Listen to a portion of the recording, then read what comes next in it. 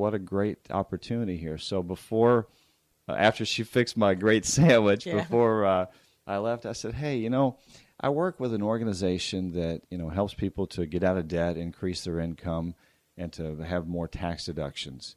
I said, does that sound like something that might interest you? And she said, absolutely. So I said, well, give me your information. My wife and I can get together with you and see, if this is a good fit. So it's really that simple. I mean, everywhere we go, every day, people are looking. And I think you'd agree that in our economy today,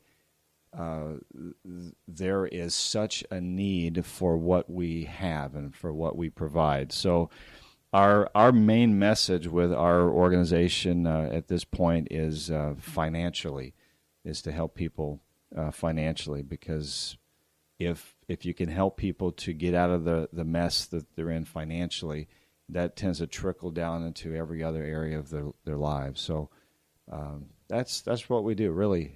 And we work together as a team. So as a community, we help those that we connect with and get involved with us. We help them to connect with their friends and relatives and associates, and it's just a continual process and program. So hopefully that answers your question. It does. It does. Thank you.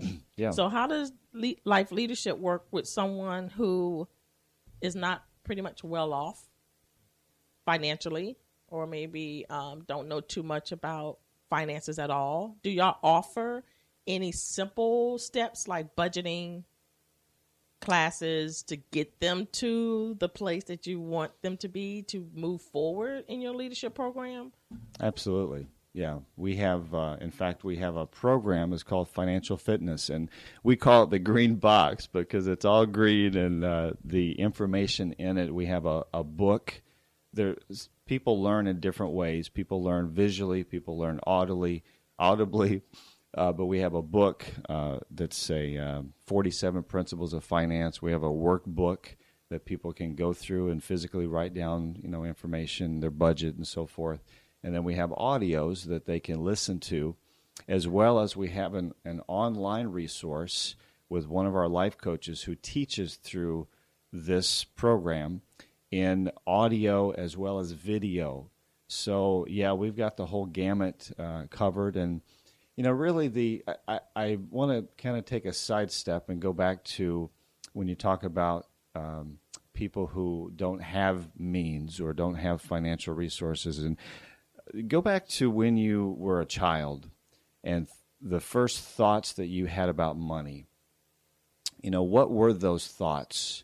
Were those thoughts of abundance, or were those thoughts of lack? Were those thoughts of I can't afford, because maybe that was a message that you heard, from your parents or your, people that were a part of your life? And those early thoughts and early messages kind of travel with us in our life through time. And so we tend to live out those financial concepts and ideas in our life unless we learn different principles. So I thought I would share just briefly in our financial fitness program, there's 7, I'm going to kind of go over 7 quick principles that I think will kind of help people understand where they are, where they maybe should be, or where they want to go. And one of the principles is one of the first principles is it's not what you make, but what you keep that determines financial success. Pay yourself first and save what you pay yourself, and start with 10%. And you might be saying, "Well, Randy, how do I do that? I've always lived paycheck to paycheck. I've never really had extra money to do anything." And it's not the money that we have coming in the door; it's how we handle that money. Mm-hmm. And so, for me and my wife, it was really tough because I was in my early 40s when I started learning these principles, and I kind of kicked myself because I wasted so much, of my life not knowing the right things to do. But so we started paying ourselves first. We started money that was coming in the door. We started saving that, and it all worked out. We had, the bills that we prioritize and stuff, but we had to start paying ourselves first. And if you don't do that, if you wait until the end of the month and the money you have left, if you put that aside, you'll never get where you want to be financially.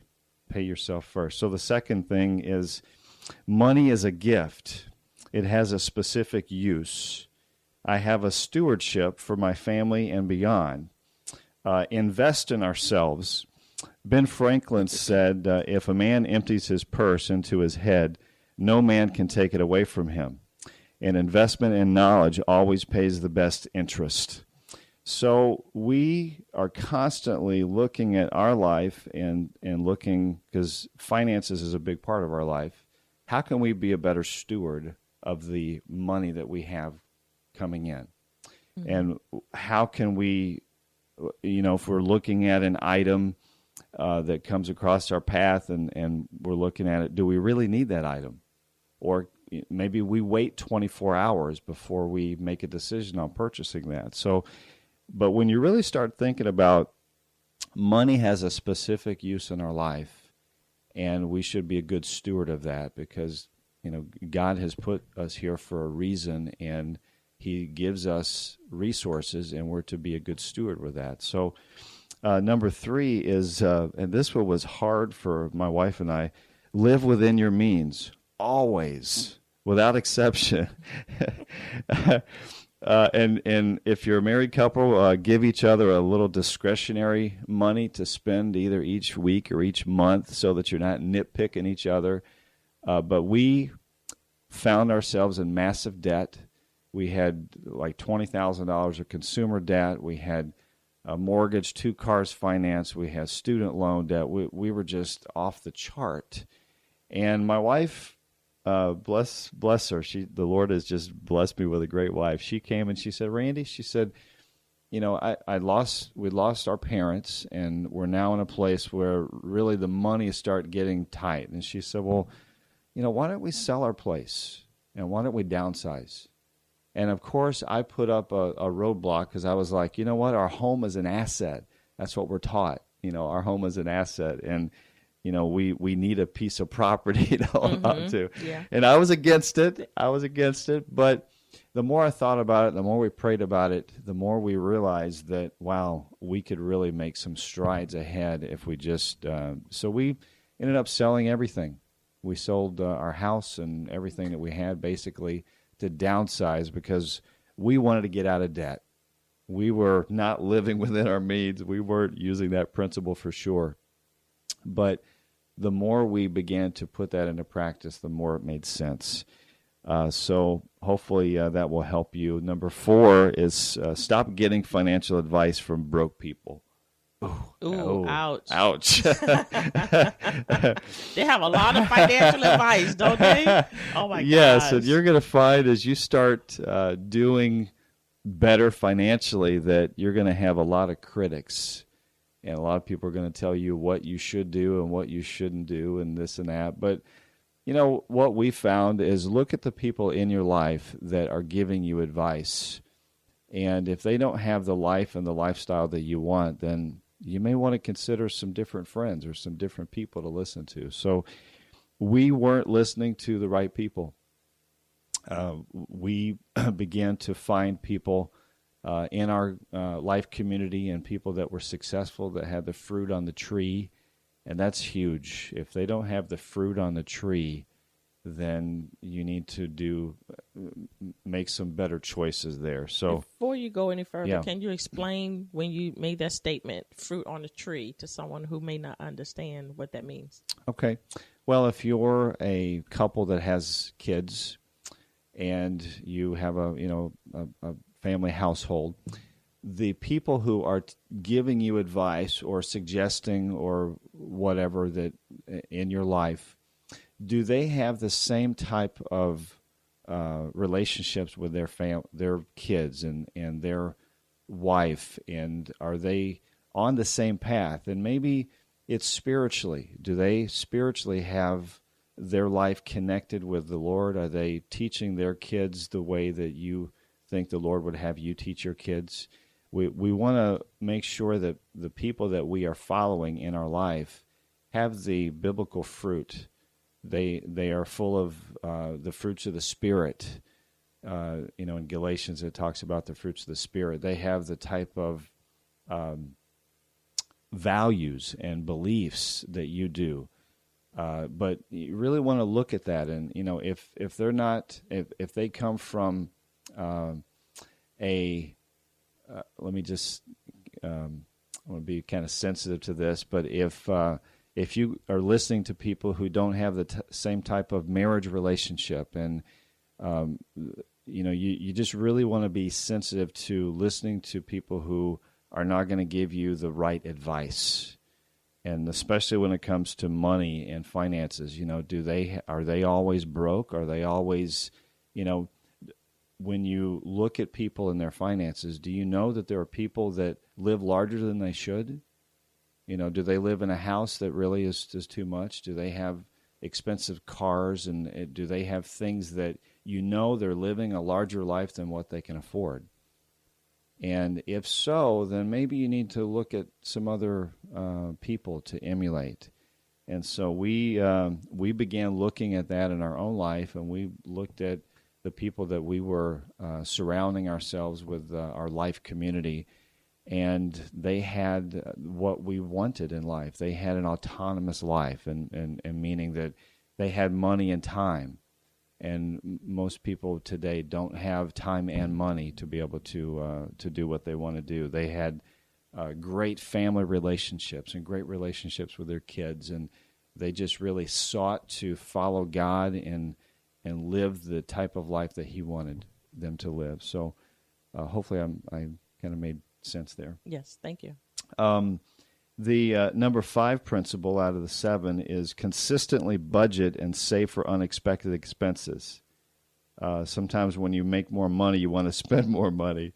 The refrigerator goes out, you have a flat tire, the roof is leaking, you have to, put braces on your kids' teeth. All these things are things that could happen, and do happen on a regular basis. But the question is, are you consistently budgeting and saving for those expenses? And so in our financial fitness program, we take and walk people through that, and walk people through how to look at your budget and figure out, what I'm going to need for auto expenses for the next year, and begin to budget those expenses, because those little things will come up. Number 6 principle is pay 10% of your income to tithing. Now, you may be under the umbrella of paying more, doing less. It's really between you and God what you give in charity and to tithing. But we really believe that it's more blessed to give than to receive. And for the blessings that we give, or that we have received, we want to give back. And so we really believe in tithing of our income and giving 10% back to the Lord. And I challenge you that if you're not doing that, I challenge you to start doing that, because God honors commitment and He honors faith. And when we step out in faith, and when we begin to give and to provide for His kingdom, He is going to, in return, open up the storehouse, as it says in Malachi, and He's going to rain down His blessings. And so I really encourage you to do that.